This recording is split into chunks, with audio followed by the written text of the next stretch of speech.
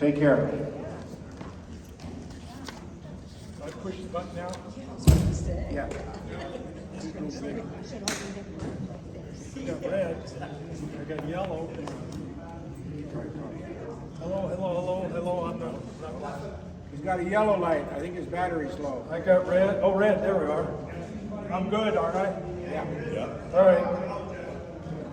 I'm Dale Larson. I live down in Gresham, which is just east of Portland. I think this is my 4th or 5th time up here to Bremerton in the last 25 years. I'm just going to pass something around. I'm not going to do a slideshow tonight. This is just some pictures of a big walnut tree that we cut down and how to cut it up. My other talk that I do, that I've done up here, is how to get the best bowl out of the tree, and that's this slideshow, but I'll just pass that around.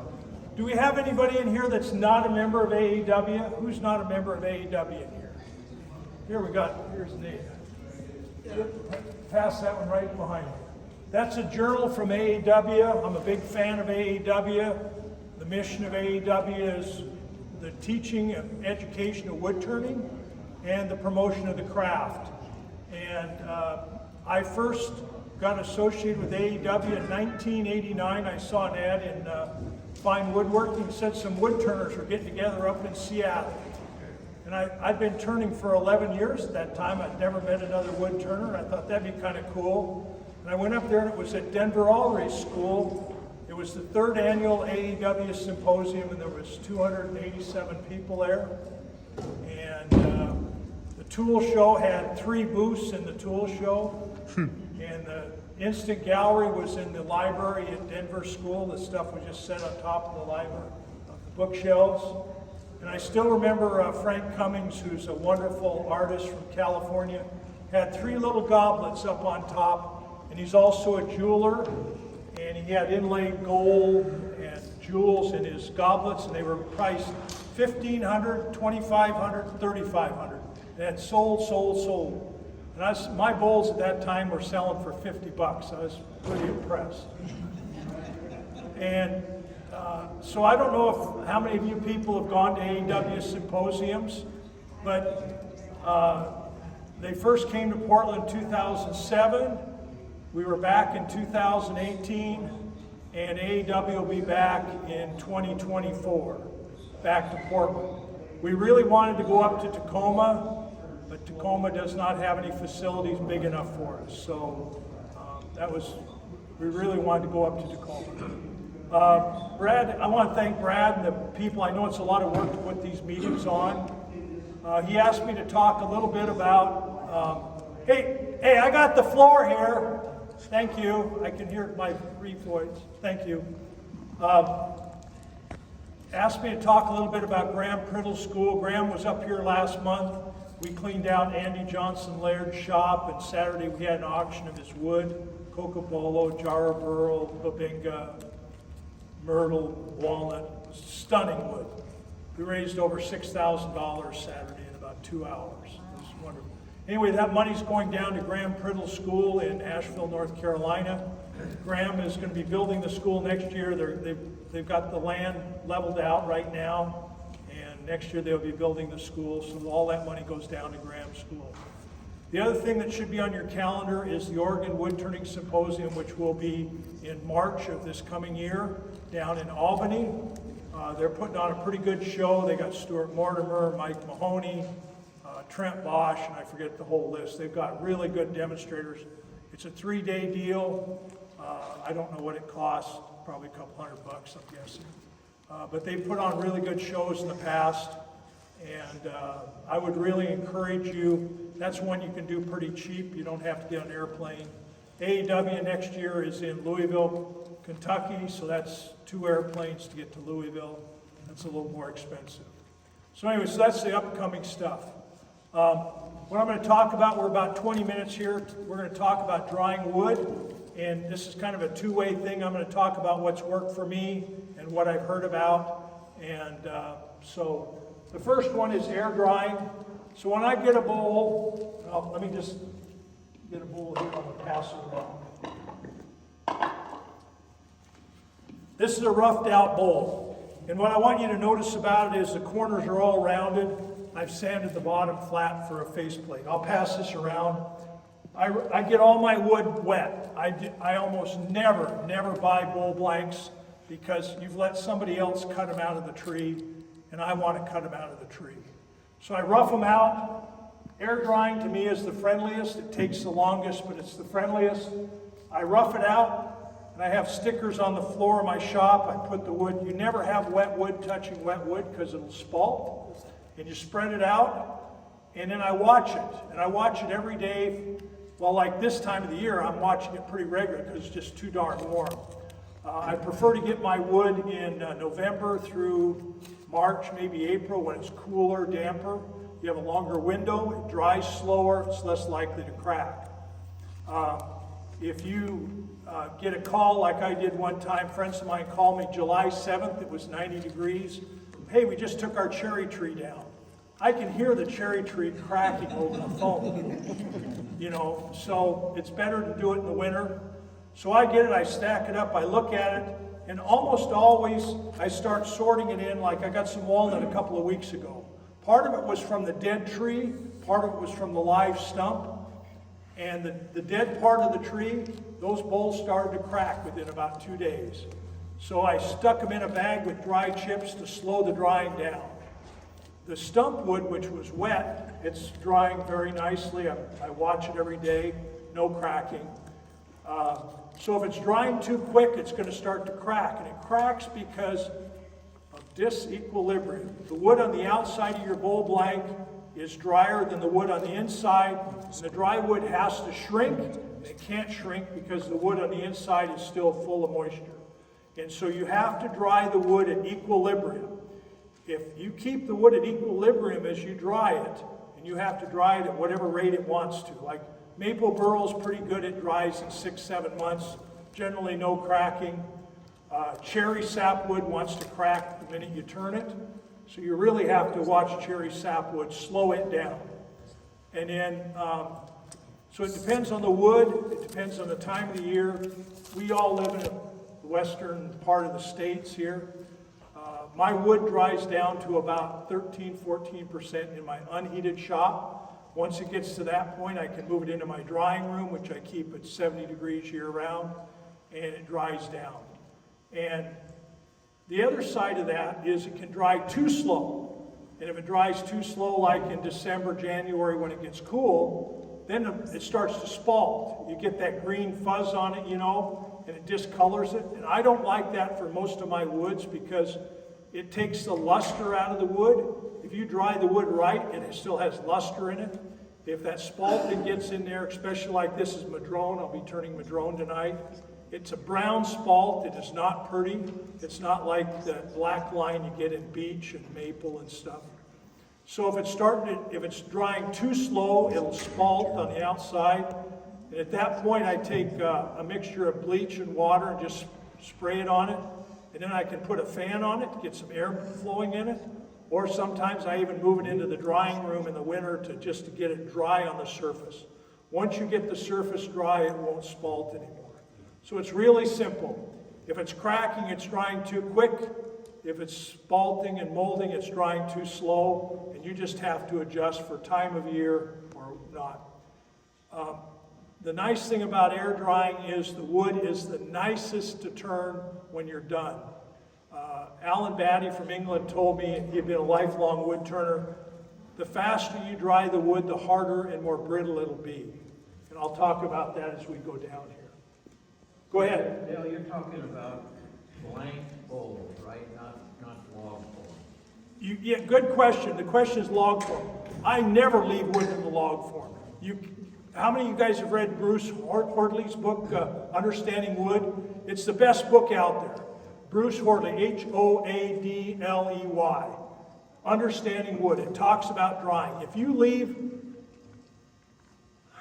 wood in the round, it has to radially crack. It has to. Because the sapwood's going to dry first, it shrinks, and the heartwood's still wet.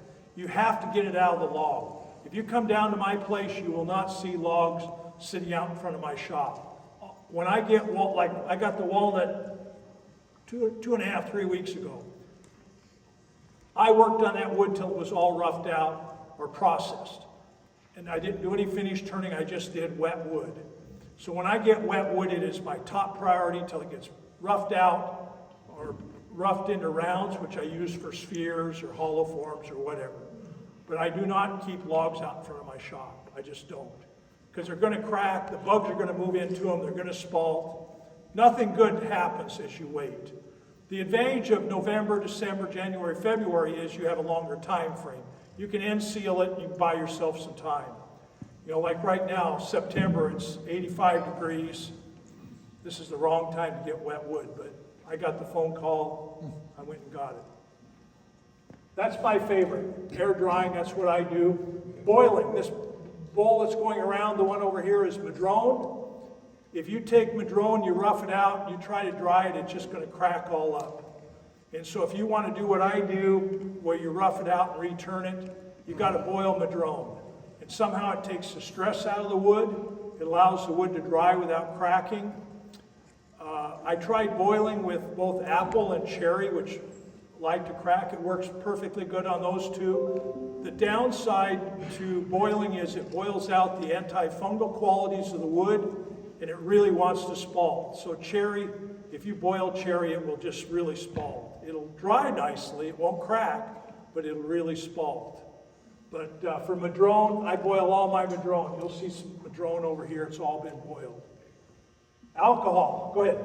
When you're talking cherry, are you talking the wild cherry or fruit cherry? Both. Most of what I get, the wild cherry around here is called bitter cherry. It's a very nice wood. It's a little bit open pored. It has a green tone, nice wood to turn. But most of the wood I get is fruit cherry, which is denser, harder wood.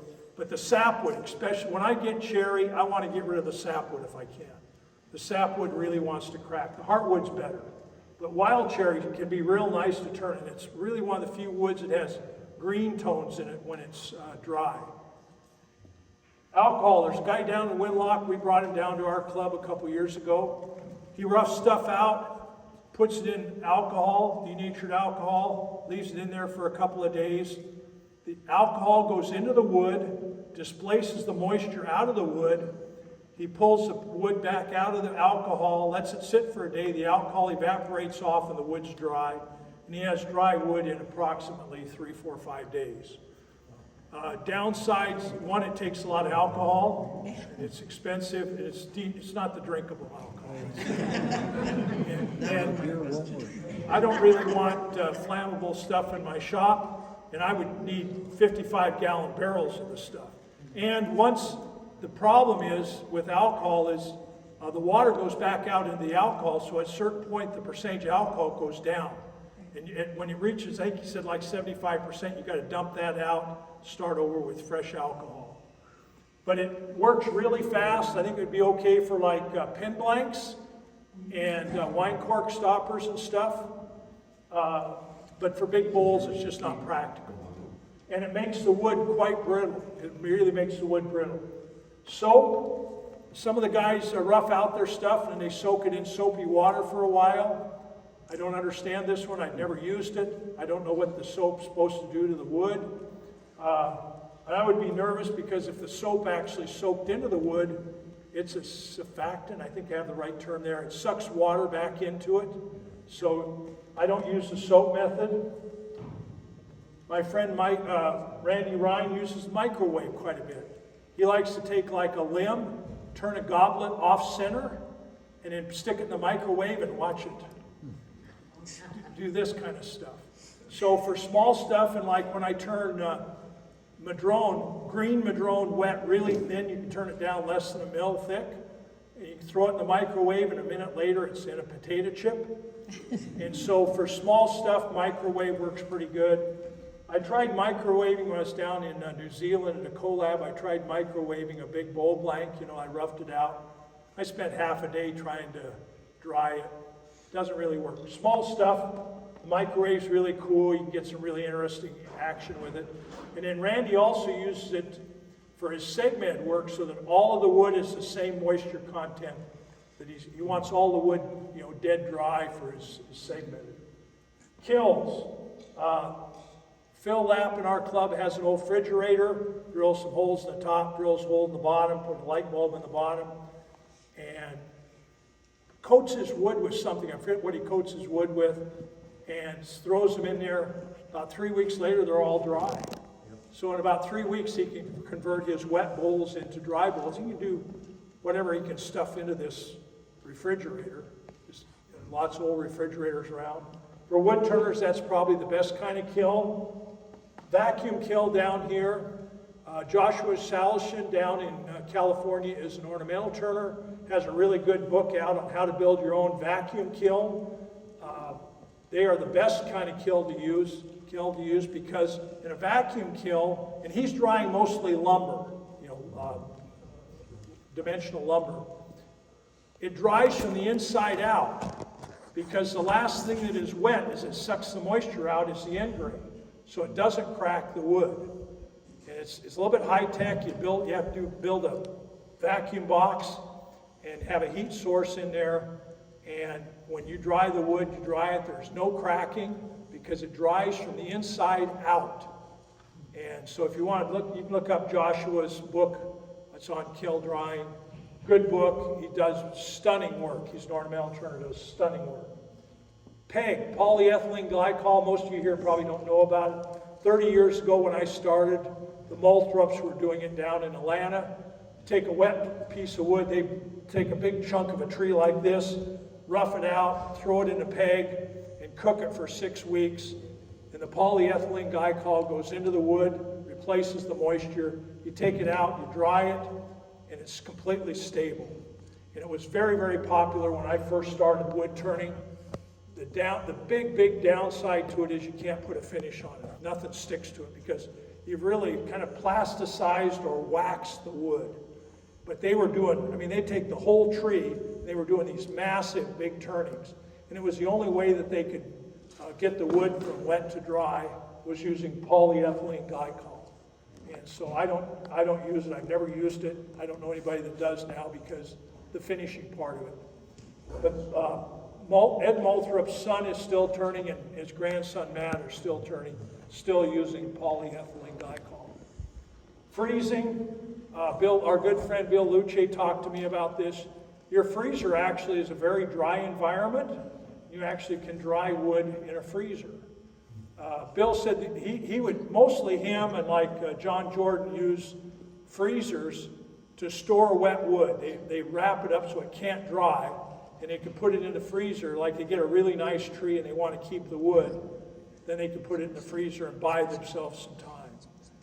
Bill said the only downside to drying in the freezer is it tended to make the wood stringy, and he didn't like that for cutting. It also has a tendency to mold when you take it out and let it thaw. Yeah, but like I said, for him and John Jordan, the biggest thing is it buys them time. If you've got, like holly, Bill really liked holly, and he could buy, if he got a really nice tree, he could buy some time with the freezer.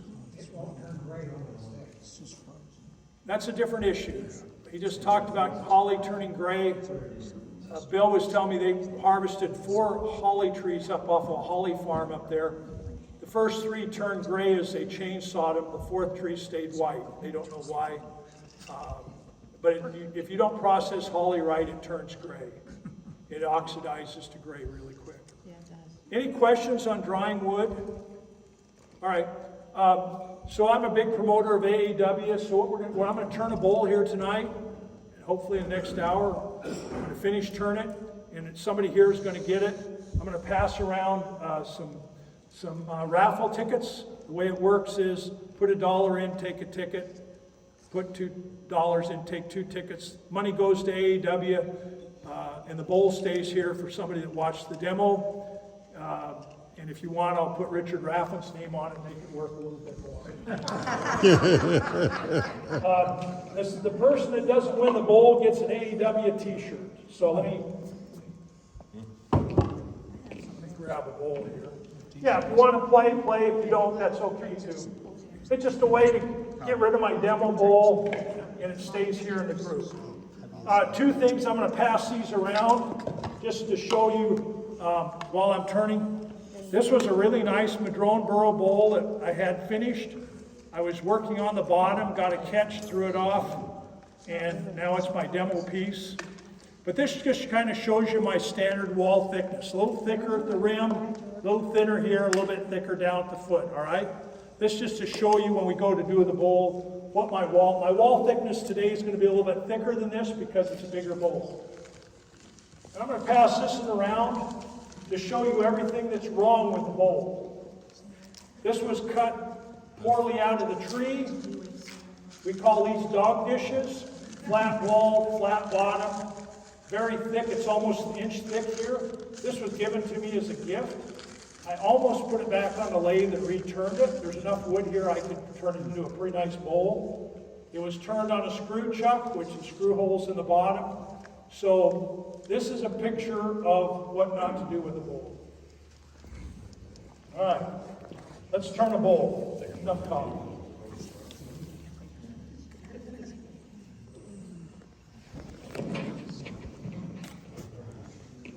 I would strongly encourage you to go to either the Oregon Symposium or in 2 years, go down to Portland for the Portland Symposium. I mean, we had like 1,300 people there in 2018, people from all over the world. And because of it, when my phone rings now, it can be my friend Eliav in Israel, Mike Hoslick up in Canada, Stuart Mortimer over in England. You know, I mean, I have friends all over the world because of AEW. And it's just been a wonderful part of my life.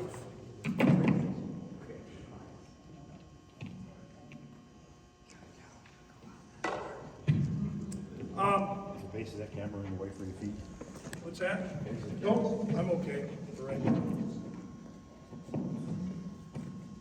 Glasses, safety. So, safety issues, that can be a whole topic.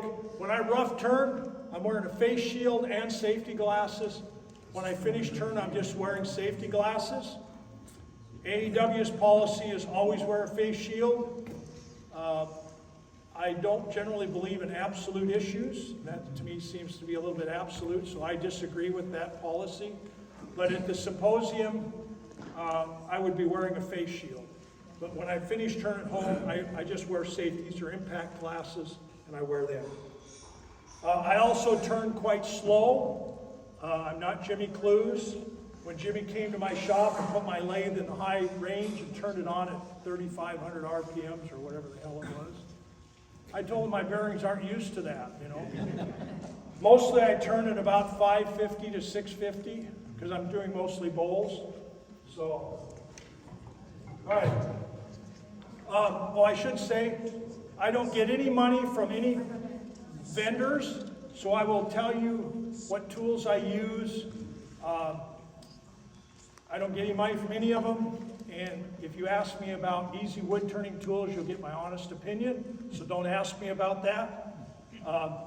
But we're really lucky. We've got D-Way, we've got Robust, we got Doug Thompson, we got, this is Glenn Lucas. I got all their tools. The metal's all good. They're all good tools. So I'm going to start with a 5/8 bowl gouge. So you can see this bowl is not round right now. So the first thing I'm going to do is just get the top running smooth. Let's see where we got it. Okay, I got to see where the camera's at. I'm just going to get the top running smooth, then I'm going to turn the whole outside of the bowl. And again, I have to look at the buttons because all the lathes have different buttons. So this says 530. That's probably good enough to start. I'll talk about tool angles in a minute. I just want to get this round right now. I'm using the back of my tool to find the wood, come back off the wood.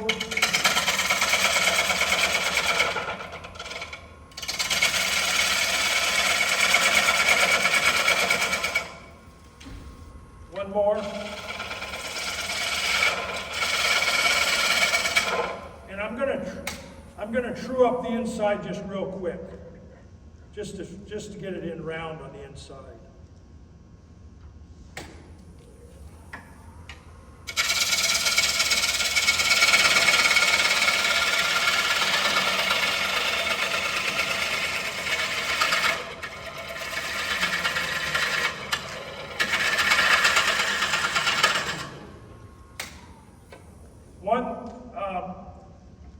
particularly care for Powermatic's tool rest. I like robust tool rests that have the hardened steel on the top here. We're now going to go to the outside. If you do a lot of bowls, which camera am I on here? You're on this one? Get yourself a nice outside bowl tool rest. One Way's got it. This one's robust. This is robust, and I'm not sure who else has it. It just saves you from moving your tool rest a lot. So you can see here, now we're going to be on this camera to my left. You can see I can turn the whole outside this bowl without having to move my tool rest. And so, do this, make sure it's not round. I need to make sure it clears. I never go off this edge. If you cut this way, that's unsupported, you'll chip this edge. So I always come in on this edge. Going off is unsupported, don't do that. You'll chip the edge. And again, I'll talk about tool angles in a minute. I'm just going to get this around.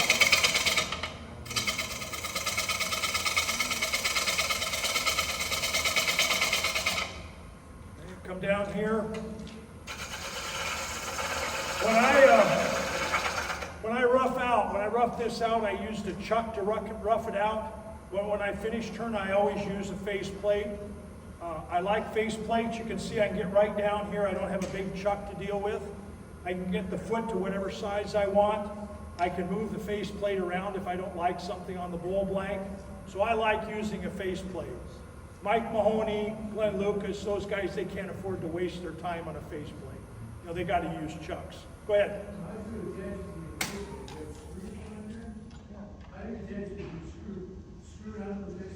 Okay. I can barely hear, but the question. Is it screwed on? Yeah. So in fact, here, let me. How long are the screws? 3/4 inch is the length of the screws. Here, I'll pass around the screws I use. So the real key to face plates is you want to use a screw that fills the hole on the face plate. If you use a smaller screw than the hole, if you get a catch, your face plate can move on the piece of wood. So these are the two screws. The ones I'm using right now are the 3/4 inch, and there's the 1 inch if I need longer screws. So the real key is make sure the screw fills the hole of the faceplate, whatever size hole you have on your faceplate. All right, I'm just getting this round, and then we'll work on tool angles.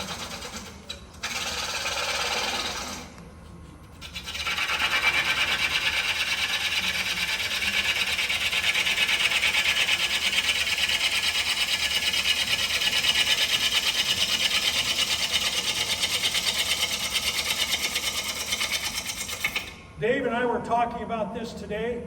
The crust of the dry bowl blank is always harder. Now I'm through that crust, this wood will cut a lot nicer. I don't know why the crust is so hard and brittle, but it is.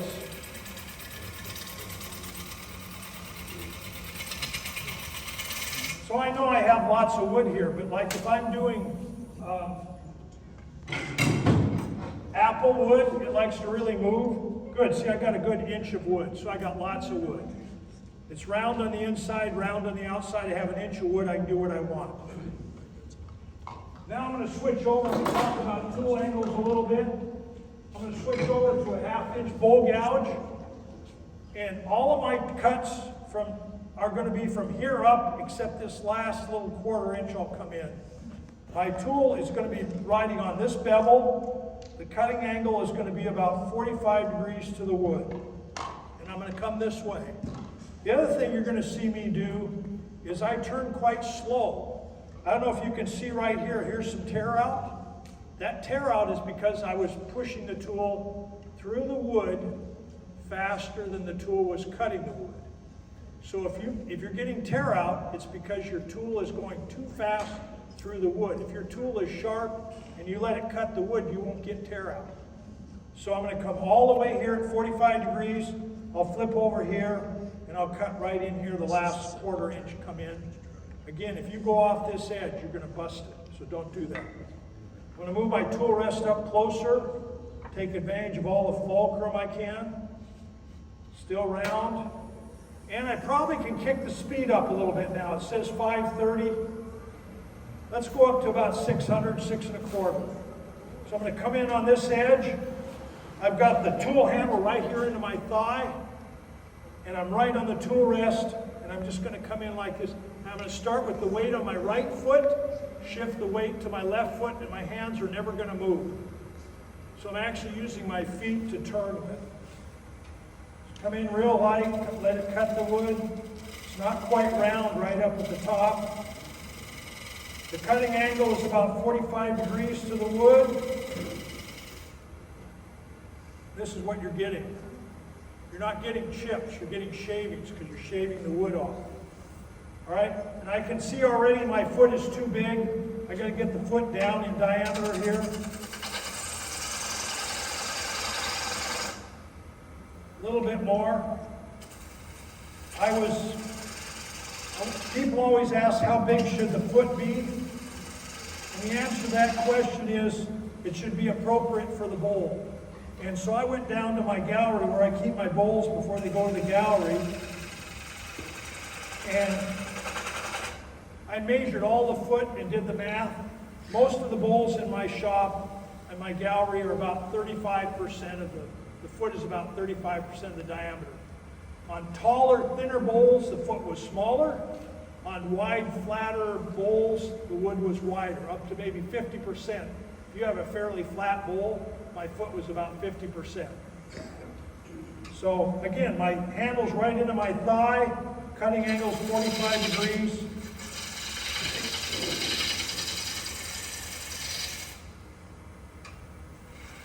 Let the tool cut the wood.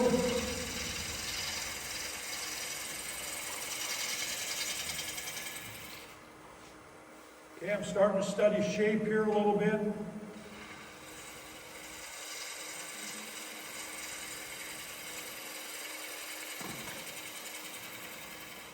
Okay, I got to move my feet, so I'm starting with my weight on my left foot now. I'm just going to move back to the weight on my right foot. With the tool rest up close and the handle right into my thigh, it's a really stable cut. And I like to use the term, I think I heard it from Kip Christensen, floating on the bevel, not riding on the bevel, but floating on the bevel. I'm just off the bevel.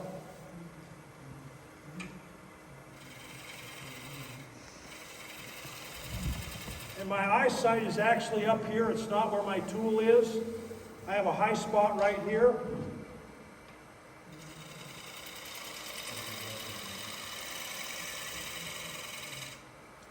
Okay, still didn't get the high spot. You hear how quiet my tool is? If your tool is making a lot of noise, that's generally a bad thing. Here's end grain. There's no tear out anywhere on here. So now I'm going to use my hand. Your hand can tell shapes that your eye can't see. So right here, there's a high spot. There's a high spot right there. So when somebody picks up your bowl, say you're doing an art show, they might not be able to see it, but when they pick it up, they'll feel something's wrong with the bowl. So I don't take a bowl off the lathe until I call feel friendly. Now I still got the high spot right here.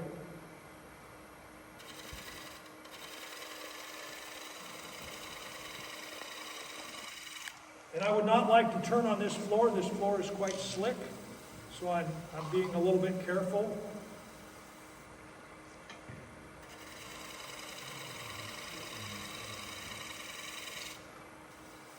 There, okay, I'm happy. All right, no tear out. So now we are going to show you the next set of tools. And walnut salad oil. I was up here about 15 years ago, and I wanted to show this stuff. This is edible salad oil. So I took a drink of it during the demo. It coated my voice box, and I couldn't talk for like 5 minutes, so I'm not going to do that tonight again. But I learned this from both Ray Keyes and Richard Raffin. What the oil does, they don't use walnut oil, they use I think Raffin uses some kind of light petroleum oil. What the oil's doing is it's softening up the wood fiber a little bit so that I can do a final cut that's really clean. And so it's just simply softening the wood fiber so that it'll cut cleaner. And I'm going to finish this with walnut salad oil anyway because it's going to be used for a salad bowl. All right, so I've got two. I can pass my tool. When I get done with my tools, I'll pass them around so you can see what they are. So I'm going to shear scrape. And again, the angle's about 45 degrees. I'm just going to come in this first ½ inch this way. Take the other tool, come down here, and come this way, about 45 degrees. Real light, no pressure into the wood. These tools have what's called a knife edge on them. So I went over to the grinder, put a new edge on it, and then I've taken the carbide bit and I've rolled up this edge. So this has got a knife edge on it. It doesn't have a burr edge, it's got a knife edge on it. And it's really sharp, and if you don't believe me, run your thumb across it and then wipe the blood off, because they're really sharp. So then down at the foot, I'm going to use my little, I call it less than 90 tools. And same thing, 45 degrees on the foot, 45 degrees this way, just so I can get into this corner clean. So we're going to start with the little less, what I call less than 90. Just allows me to get really tight into this corner, get a nice clean cut out in this corner.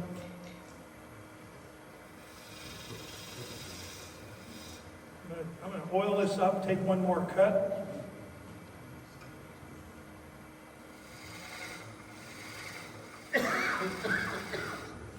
Okay. Going to come in off the edge just the first ½ inch or so, real light. See if I can catch the shavings. Your body's blocking the See the shavings? Just really, really fine shavings. Take the other one, come in this way. And you can see, I don't know if you can see on there, there's a couple of dark spots here. That just tells me I got a low spot. So the oil shows you where you got flaws.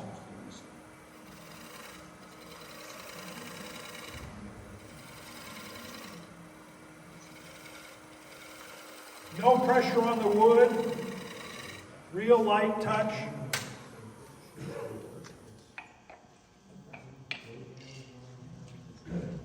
I'll get you to be the tool guy. All right, good enough for now. So now what I'm going to do, I'm going to oil this again, and now I'm going to show you how to use a cabinet scraper on the outside of this to get it down even a little bit nicer. Question, Go for it. does that oil affect any other finish you might apply later? The question is, will the walnut oil affect the other finishes? I'm sure it certainly will. Once it dries, I put polyurethane finishes over it. If I was going to use some other fancy finish that you lacquer or something, I wouldn't use oil on it. I'd do what I call dry turning. I'm not a finishing expert. We have the guy up here in Tacoma that's written a couple of books. We've had him a couple of times. Does a great talk. Forget his name now. Nice guy. All right, cabinet scraper, holding at 45 degrees. And I'm just taking off the high spots. You can see just taking off the light. And I'm going to reverse this. Same thing. Real light, just shaving it off. I want to say something. Don't ever do this on the inside the bowl. You'll only see me do this on the outside the bowl. No tear out, no tool marks. I'm ready to sand.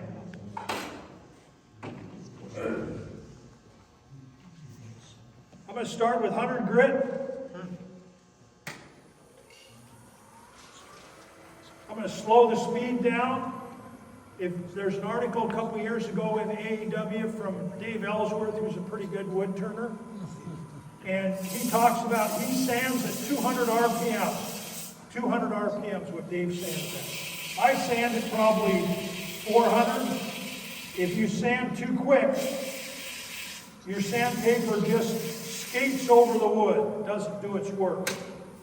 So slow down while you're sanding. That's 100 grit, 120. I'm going to just get the gun. The only downside to the oil is it clogs up your sandpaper a little bit more, but I'm willing to trade time for efficiency. This is 120, so I'm using Klingspor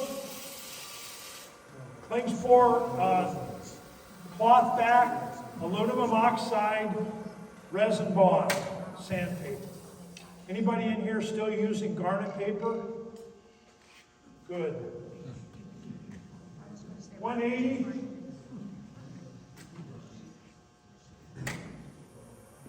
And I'm going to show you something else here in a minute. We had a guy from 3M come to our club about 15 years ago, gave a great talk and did a slideshow showing us the difference between sandpapers.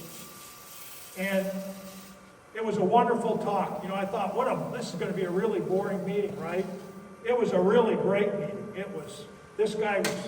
He talked about if you take aluminum oxide and you take it out, take a picture of it. It looks like the gravel out here in the driveway. Silicon carbide, which I'll be finishing up with, looks like shards of glass. It's really sharp, but it's a softer abrasive. And you'll get a better finish with silicon carbide than you will with aluminum oxide. So, what's the other big advantage you see here of sanding with oil? How much? No dust. That's 220. Good enough. I might spend a little bit more time if I was, doing a gallery bowl. Somebody's going to get this for $1. So, all right. So I want to show you something here. You see on the back of this one, this is the Klingspor. It's made in Poland or Germany. P220. P means it's European grit. All right. I'm now switching over to silicon carbide, but it's 320. There's no P on this. This is the American grit system. American Canadian has no P in it. European has P. Up to about 220, they're similar. They're not the same, they're similar. Past 220, they wildly diverge. So 320 and P320 are very different grits. One's not better than the other, they're just different. Just be aware that there are different grit systems out there. There's a couple others that are used, the mesh stuff and Micron and all that, but the two main ones are American Canadian, which is no P, European, which has got P in it, all right? So now I switched over to silicon carbide. This is a little bit sharper abrasive, it's softer, it'll wear out quicker, but it'll give you a better finish. Richard Raffin sands down in his production salad bowls. He sands down to 220 and stops. He said that he has found that if he sands past that with domestic hardwoods, that people won't buy them because they look too shiny. I go to 320, but that's just my choice. So, if you're using cocobolo or some other wood, then, you're going to have to go up to a higher grit. And you notice I just reversed this. I did that to pick up any loose hairs that were on the wood. So, how much time did I spend sanding? 5 minutes? 2 hours. Something like that. I got a question. Go for it. When you get done, when you spin that around, you've got some spots that are darker and lighter. Eventually will that all be the same shade all the way? No, this is spalting. You can see, I don't know if you can see the colors here. Yeah. This tree had started to die, and so there's some spalting in this wood. So it'll not all be the same color. Just won't, but that's, you can see the spalting on this end here, same thing. This tree had started to die. So, Do you do anything with dust collection or anything like that? What's that? Do you do anything with dust collection? Normally when I'm finished turning, I don't use my dust system. I do have a dust system. Sometimes with walnut I do. I wear, when I'm, like yesterday I was turning walnut, I had a face mask on. I got my big shop door wide open. But with walnut I wear a dust mask. Most of the time I wear a dust mask when I'm dry turning. But I don't make a lot of dust. If you're not making chips, if you're shaving, you're not making a lot of dust. Okay, we're going to go over to this camera here now. We're going to be all on the tailstock end. I'm going to switch over now. I've got a couple of robust J tool rests. I can't see a camera. So good. I like the J tool rest, and I've got 2 of them, or actually I have 3 of them here. Not here, but at home. Don't leave the top of your bowl flat. Put a crown on it, put a bead on it, taper it, do something. Don't leave it flat. If you leave the top of your bowl flat, your bowl will lack life. So I'm going to use my little 3/8 bowl gouge, and I'm just going to put a slight taper going in. Now I'm going to go off this edge, and that's going to be an unsupported cut, but I don't care because I'm going to turn that edge away. So that's one of the only times you'll see me doing an unsupported cut. I'm going to turn the speed back up. 675 roughly. I'm on the bevel. Tip my handle away. Back on the bevel. Tip the handle away. Back on my bevel. I'm going to slow down. This will be my last cut, hopefully.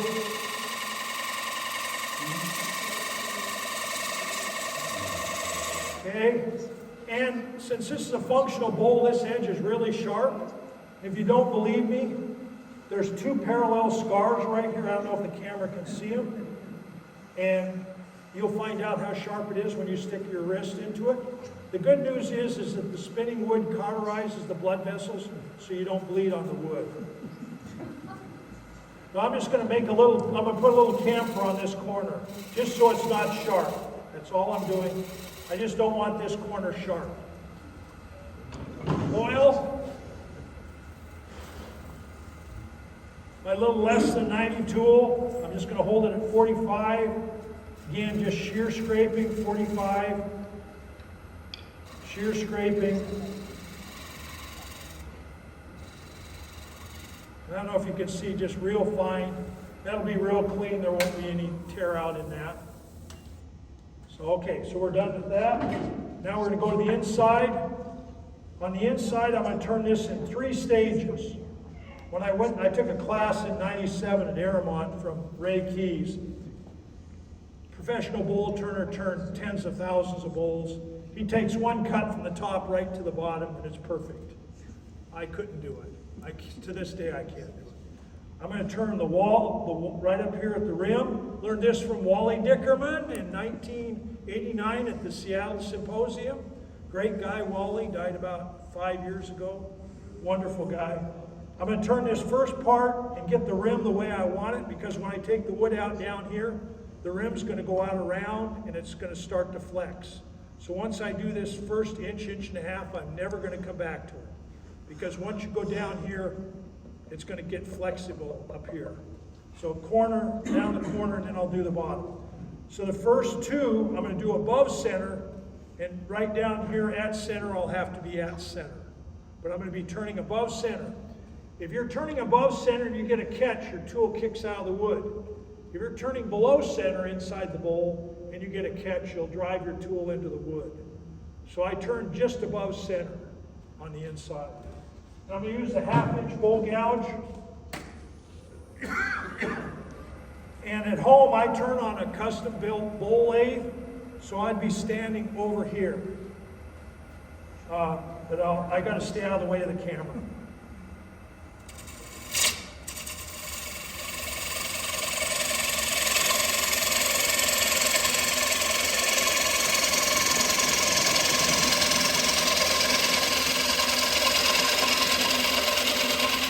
So I got a good inch of wood here.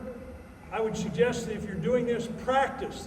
You got a 1/2 inch of wood here to practice on. so that when you get to your last cut, you know how to make the cut. So, all right, so let's see, I'm just start checking my wall thickness. I've got about 3/4 of an inch here.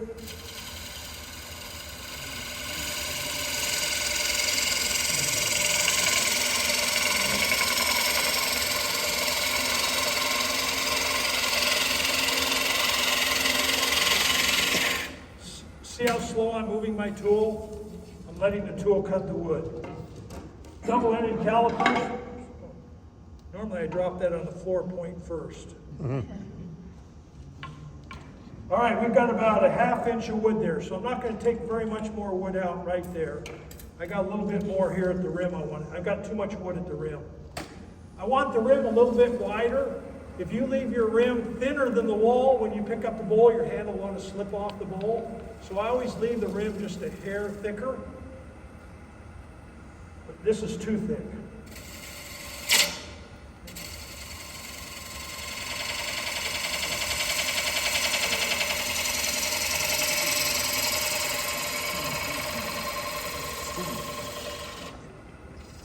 Okay, better.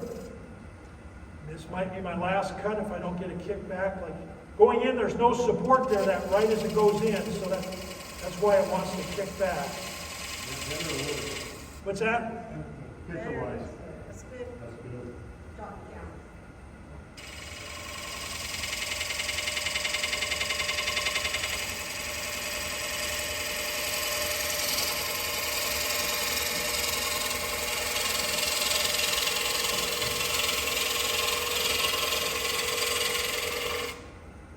So you can see I'm getting nice shavings, I'm not getting chips. This is where I typically make most of my mistakes, is right here. So I'm just about where I want to be. Is there a ratio of wall diameter to diameter of wall? Good, great question. The question is the wall thickness compared to the diameter of the bowl, right? I gotta get a swallow of water here. Excuse me. I've learned to talk and eat sawdust at the same time.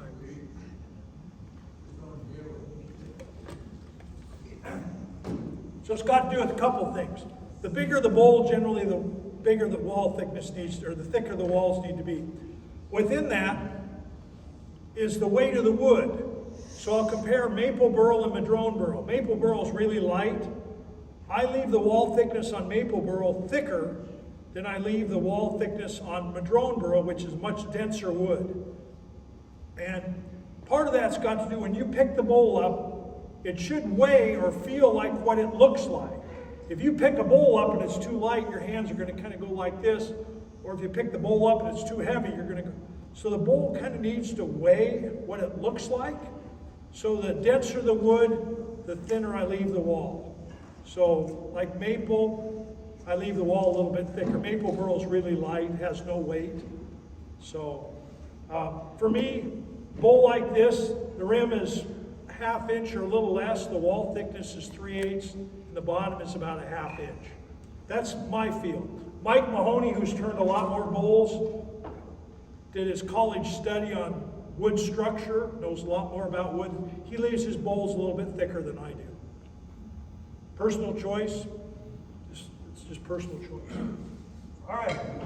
So now we're going to go to the half round, put together by some company called D-Way.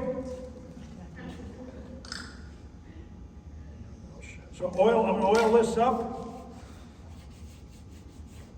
Same thing I did on the outside. This half round negative rake, I took it over to the grinder today. I put a new edge on it, and then I took the carbide and I rolled this edge up. So again, I got a knife edge on this. I'm going to hold it at 45 degrees. You know, a lot of the guys with negative rake, like when Jimmy's doing boxes, most of them are done flat, mostly, not all of them, most of the time you're going to see me, this tool up at 45 degrees. And I'm going to have my hand on the outside to kind of counteract a little bit of the pressure. No pressure into the wood, just real light.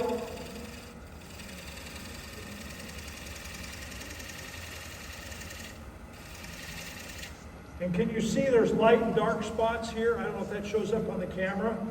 So that just tells me that I need to re-oil this and take another cut.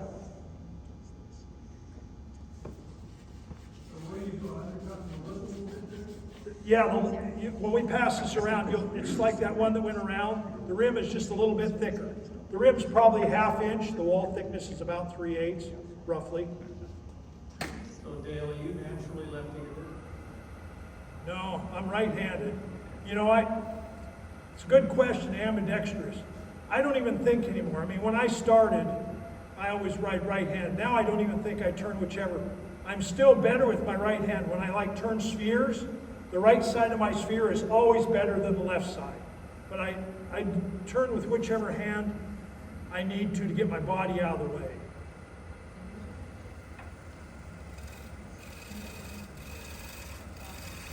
But the advantage, so this is why you have to tell your wife you need a second lathe. You need a spindle lathe like this, but you also need a bowl lathe. So you cut this off, throw this part of the lathe out, so you can get around here and do it. So you have to tell the wife you got to have 2 lathes, at least 2. At least 2.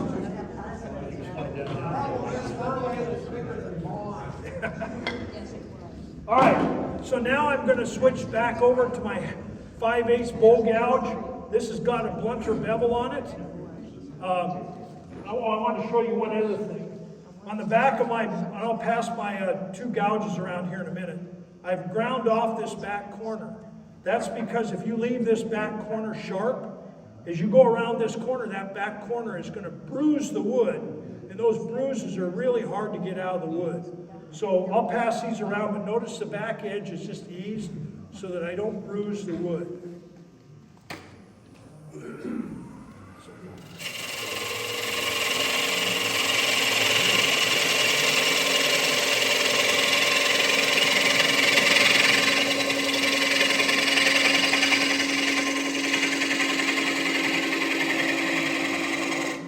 And since we're not making a funnel out of this, I'm going to see how much wood I got. Okay, I got an inch of wood. Okay, I got lots of wood. And you can see more of the spalting in here. This is spalting that happened during the drying. I let this dry too slow, so there's some spalting in the wood.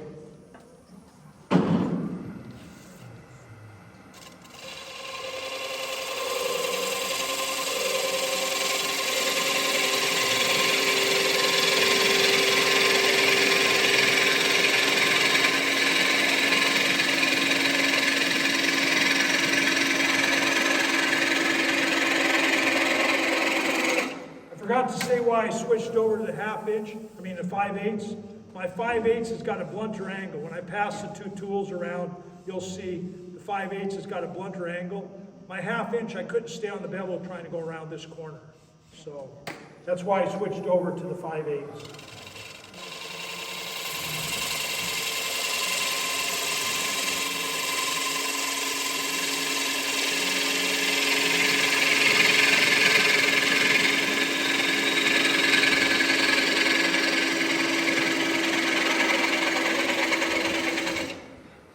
Getting pretty close. I want to be 1/2 inch, maybe 5/8 here in the bottom. So I'm at about 5/8 right now. Okay, and I'm checking parallelism. I just want the outside to match the inside, or the inside to match the outside. So I got a high spot. I got a high spot right here, and I got a high spot right there.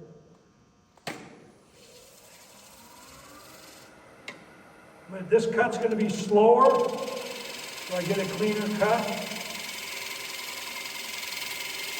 How much slower here, how much quieter it is.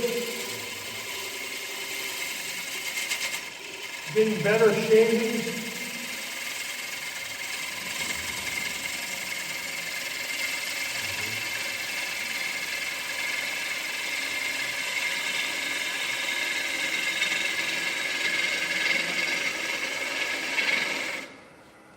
You notice I'm not turning on koa or black locust or white oak. I was watching one time Mike Lee, who's a wonderful woodturner from Hawaii. I was watching him do a demo on koa, which is it's a very beautiful wood, but my God, is it hard and brittle. And Mike saw me sitting up in the back of the room, and he said if that Larson had sent me some madrone, I'd send him some crappy koa. And so all the way home from the symposium,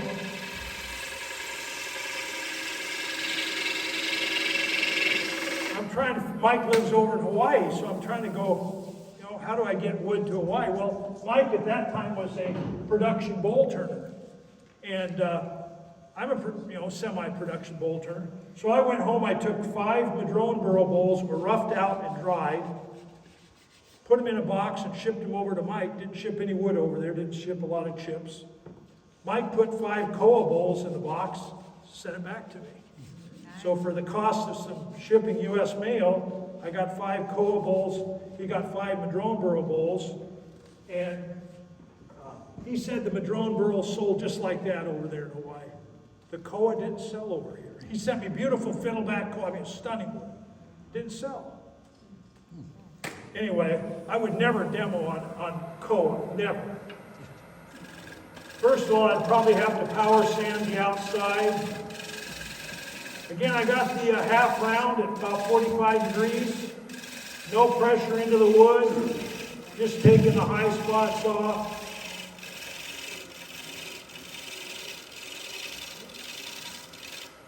Let's just see how that looks. That feels pretty good. All right, I can live with that. Now I'm going to drop my tool rest. I'm going to drop my tool rest. I want to be turning right at center. Okay. And now I'm going to switch over to Doug Thompson's bottom bowl gouge. I forget what the angle is on this, but it's quite blunt. Watch them pass the tools around. Here, Mr. Tool Guy. Compare the 1/2-inch bevel with the 5/8 bevel. And then this one here is even blunter. It's a bottom bowl gouge. I think Jimmy's got one, a little bit different shape, but same idea. And that means I can stay on the bevel and go right across the bottom of this. I'm a little bit high end. So, the advantage of really blunt angle is you can stay on the bevel going across the bottom of the bowl.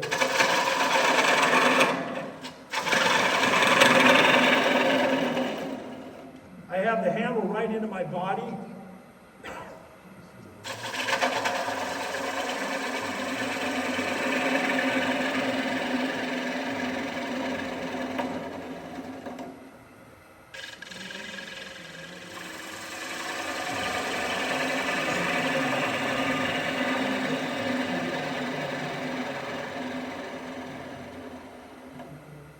If I can avoid it, I'll avoid using the half round on the bottom because it's flat grained and it'll want to tear out a little bit.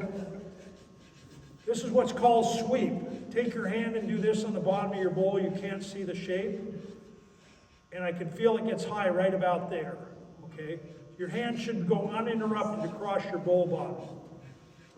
So right there, it's getting high. I got to take some more wood out. Get on the bevel. There we are.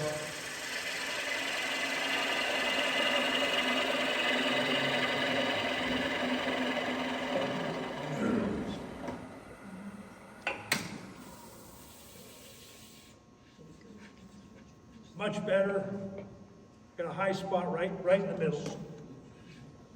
And at the middle, you got to go really slow because you have the same RPM, but you don't have the same foot speed. So you got to go slow enough that the tool can cut the wood. So remember, you have the same RPM, but you don't have the foot speed.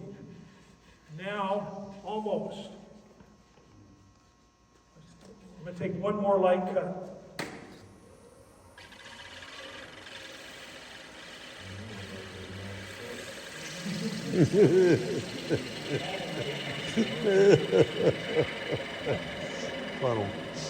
I don't know if you can hear it. I'm getting a harmonic, which means I got to bounce. Let's see if I can get rid of that. See if I can get rid of the harmonic.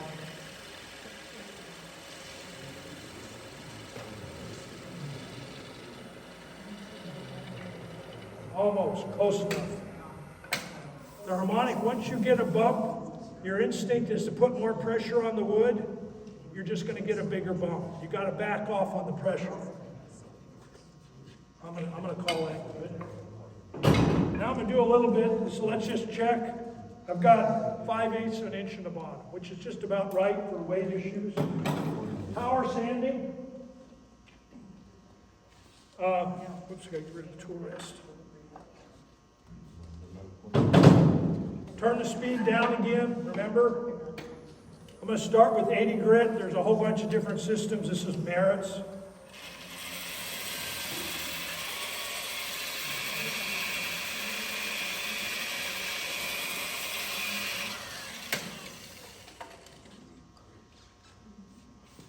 So at this point, all I want to make sure is there's no tool marks and no tear out. And so right here, there's some end grain right here. It's a little bit rough. I'm going to switch over to a 4-inch pad, 4-inch sanding pad on a 3-inch mandrel, and it's got a soft edge. I'm just going to come in here on the end grain for a minute.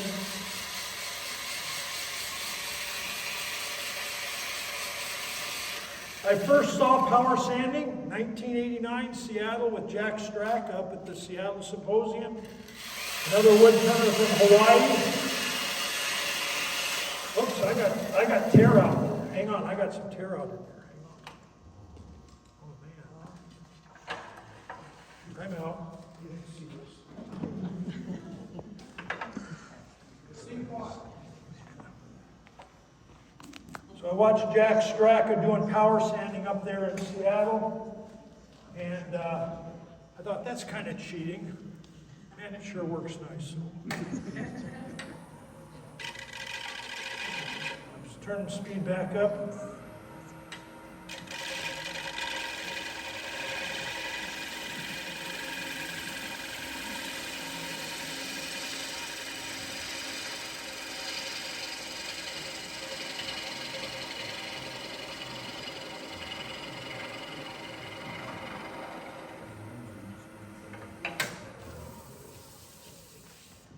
I probably could have just power sanded that out, but I shouldn't have had it. It shouldn't have been that.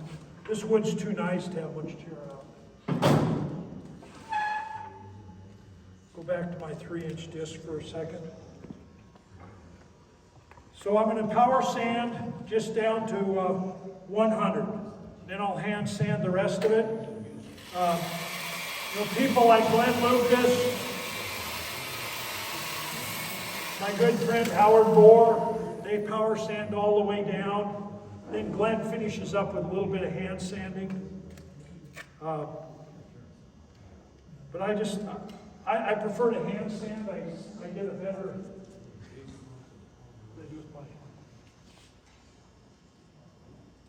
This is just that rubber to clean out your disc.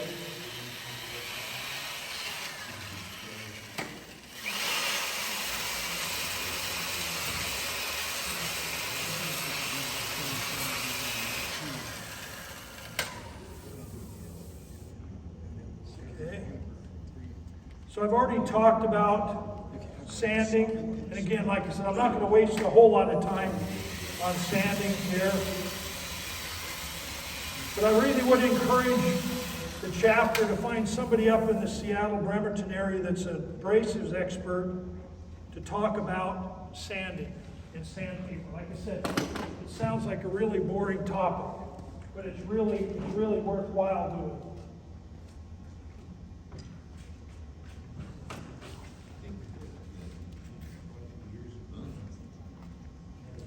All right, oil, I got oil up here. So I talked about sandpaper. So I spent my career in law enforcement. Started out in 1974 over in Ellsberg working for Washington State Patrol. Found out that was a really boring job, writing speeding tickets to citizens. Great organization, good training, good equipment, and a really boring job. And I ended up going down, got hired by Multnomah County, which is the county in Portland. It's a really great organization. You had to have a college degree to apply even. So that all the street cops had at least a bachelor's. Most of them had master's degrees. Quite an interesting group. We did our own search warrants. Just a very educated group of cops. And I really enjoyed it. The city of Portland kept annexing our patrol area. Finally in '85 they annexed enough that they transferred 60 of us over to the city of Portland. And I spent my career working for Portland, mostly night shift, mostly in southeast Portland, which is the methamphetamine capital of the world. And I spent my whole life chasing meth labs and fugitives. It was quite an interesting educational life, going after meth fugitives and labs and stuff. Got my share of labs, homicides, lots of homicides in the meth world. They don't like each other, which is okay with me. We get these homicides that are done in the meth labs. There's no witnesses because everybody in the meth lab's a meth cook. Hard to solve those.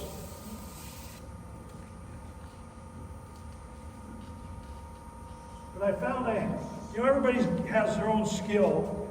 My skill was tracking fugitives. I was really good at tracking fugitives.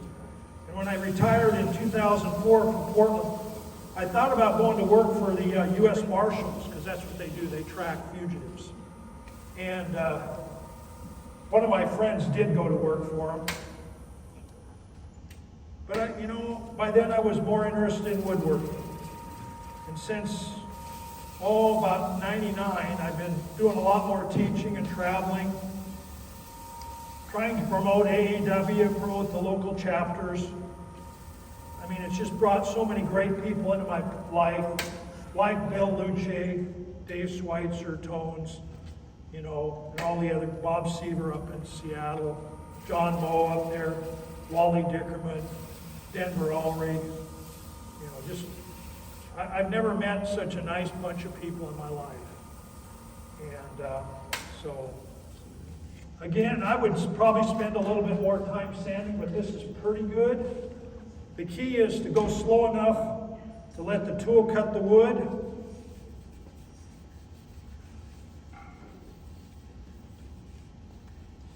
And you notice I don't turn wood with cracks in it.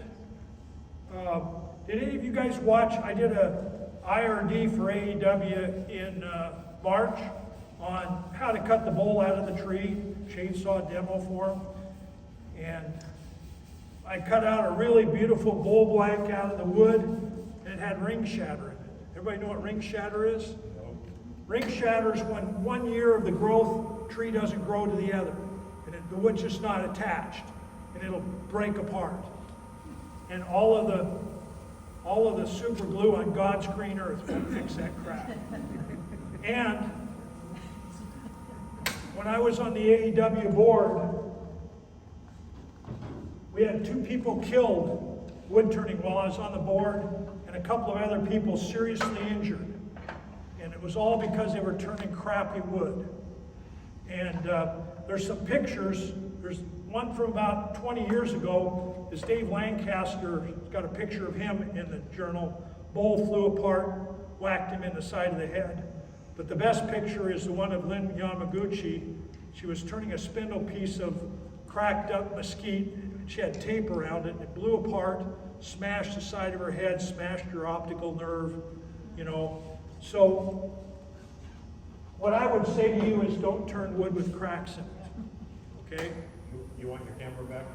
No, this is just going to be a second. Hang on, just one.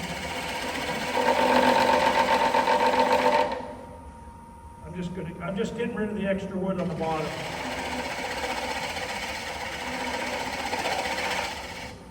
So, I only turn nice wood. I'm really, really critical.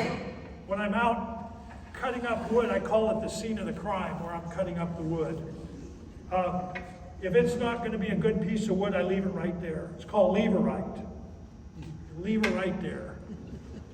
And then when I get to my shop, I sort it as I move it into my shop. I take the hose, I hose off that piece of wood, I lay out my bowl. If it's got a flaw in it, firewood or something else, spindle piece.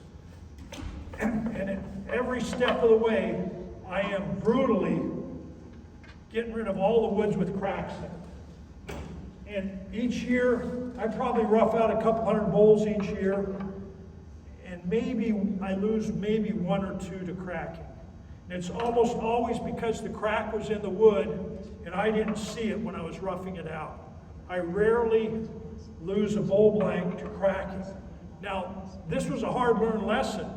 I told you about my friends that cut the cherry tree down on July 7th. It was 90 degrees out. Ellie Avacera was visiting. We went over, we pulled the 3 logs onto my pickup, went home. I roughed out those bowls. I'll kind of get ahead of myself. My first cherry bowl that I had like 30 years ago, I roughed out 33 bowls out of it. I watched all of them crack. I lost every bowl out of that tree. And so when Ellie and I got this tree, about 10 years ago, July 7th, I knew I roughed it out immediately. I put it in bags with dry chips and stayed dry chips until October or November. I took it out and I didn't lose any of those bowls. But I slowed down the drying rate. Oops. I'll turn that light off here in a minute. So this is my reverse chuck. You're welcome to come up and look at it. When you get these plates, they come with those black buttons. Throw those black buttons away. Put some wood jaws on your face plate. And I'm going to kill this light. We don't need this light anymore. So you notice the bowl that I sent around, the roughed out bowl I sent around, it had kind of a double foot on it. Well, that second foot was for the screws for my faceplate. It was never going to be part of the finished bowl, so.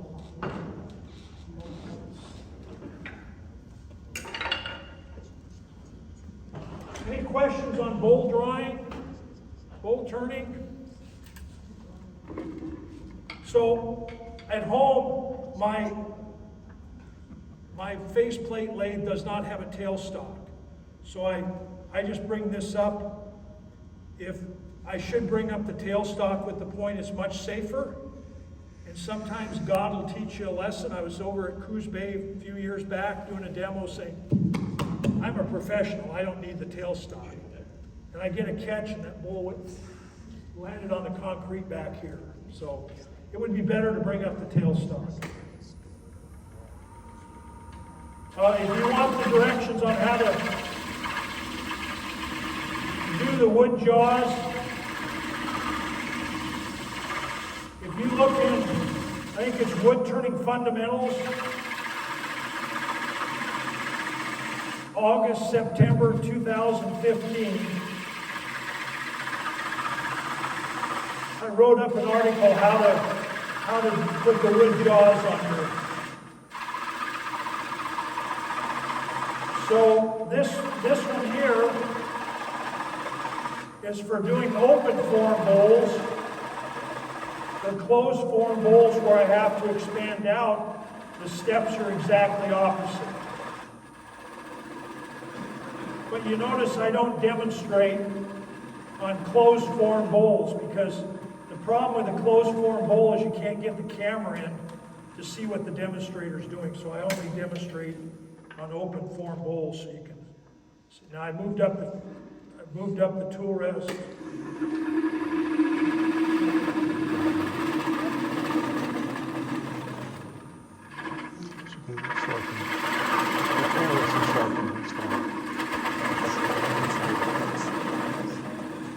When I get done here, we'll pass this around, and then I'll sign my name to it, whoever wins this bowl.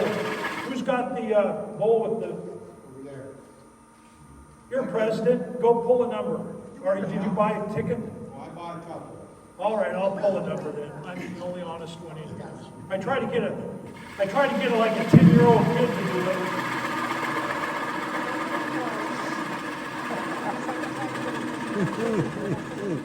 I was demonstrating at the Tacoma Symposium in '99. There was about 100, 125 people in the room, and we did the same thing. We passed it around. And I had some 9-year-old girl come up and pull the name right. She pulled my sister's name out of the bowl. I don't know this little girl. I had my sister stand up and laugh. Said, my sister's got like 20 bowls. She's not getting this one. We pulled somebody else's name out.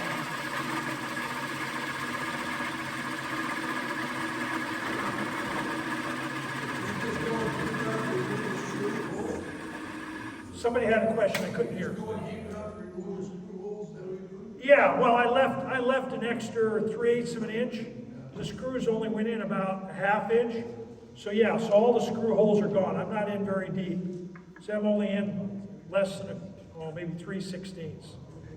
Basically, you're just turning a small, shallow hollow on the bottom of this. You don't want to leave the bottom of your bowl flat. If you leave the bottom of your bowl flat, it's going to, as it changes moisture content, it's going to rock. Now I'm just going to clean this up a little bit. Clean up the button. Clean up the rim. Yeah, you want to have a little bit of a concave on the bottom. You know, my friend Howard, he put some beads in there.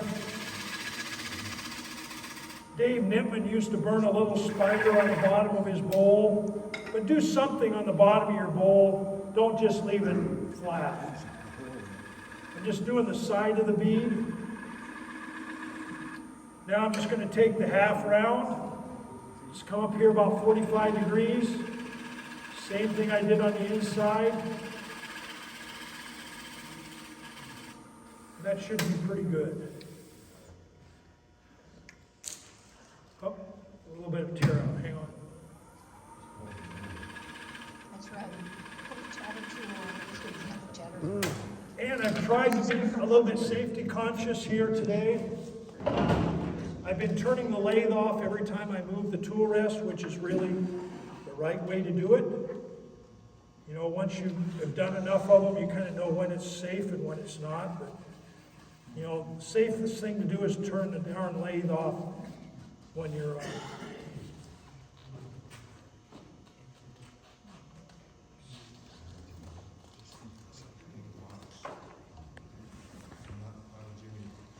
What brand of salad oil do you use?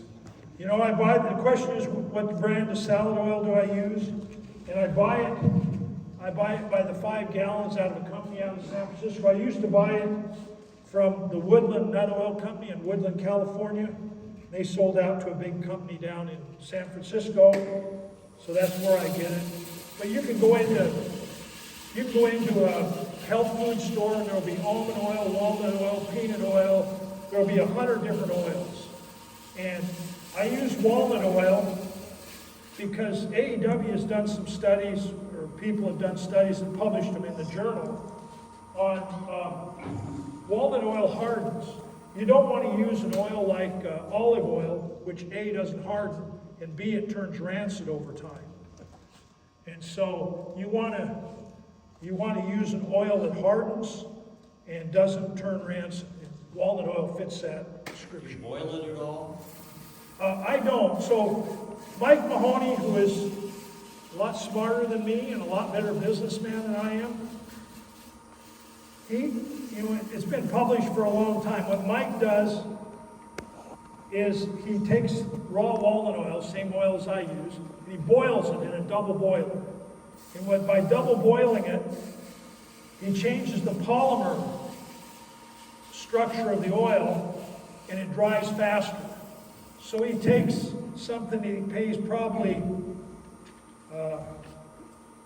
10, 15 bucks a gallon for, boils it, and sells it for $16 a pint. So I don't know what that math is, but he jokes, he doesn't have any kids, but he said to put his kids through college. So all he's doing is boiling the oil, the raw oil. And it just changes the polymer. He's a production turner. You know, for him, time is money. So for me, if it takes a couple weeks for it to dry, I don't care. I'm not. Do you worry about nut allergies? Good question. Do I worry about nut allergies? And when you buy one of my bowls, you get a little card that tells you exactly what the finish is. And I actually have a couple of customers of mine that have walnut allergies, and I use mineral oil, which I used to use when I started 35, 40 years ago anyway.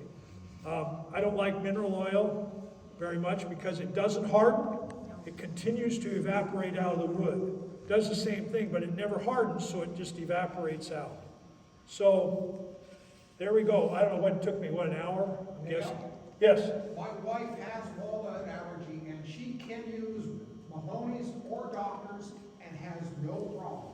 Yeah, I mean, literally, you'd have to chip the wood off here to get to the walnut oil. Yeah, that was gonna be my question. I thought that even if you had a Yeah. walnut allergy, once it's hardened, if you use, that you shouldn't. The protein most people are allergic to is not found in the oil, it's found in the meat. I think- Yeah, I think, but nonetheless, if somebody requests it, tells me they have a walnut allergy, I use salt, mineral oil. Any other questions? All right. You know, people say, that's since he's-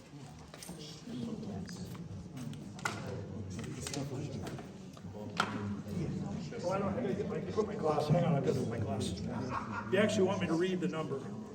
Oh, somebody could have pulled the money out. I can pull money off for you. I'll take the tickets out. I could- Thanks for supporting AEW. Appreciate it. And if you haven't, like I said, if you haven't joined AEW, great organization. And the club can send this into AEW. All right, that's good. All right. I have no favorites in here. Sure. All right. Last three digits are 926. 926. No idea. 926. In the back. All right, that's the first. You want the bowl or you want the T-shirt? Oh, geez. We have an AEW T-shirt here too. All right. Yes, on that. And it's, I think it's extra large. All right, next drawing. This is the T-shirt winner. We have that. 948. 948. I'm in the eights. There you go. Thanks for coming to the demo. Yeah. And there's the bowl. Pass it around, and I'm done unless somebody's got questions. Thank you.